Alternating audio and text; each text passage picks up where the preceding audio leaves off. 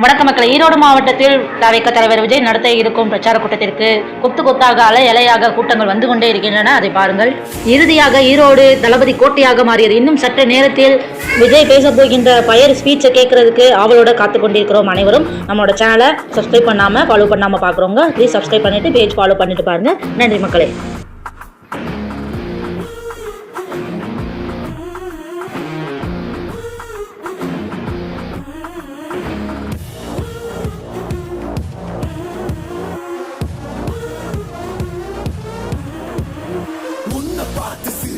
அத உள்ளுக்குள்ள நெருப்பாக்கு அப்பமானம் கிடைச்சா அது கிரீடம் ஒண்ணு உருவாக்கு உன்னை குத்தி உலக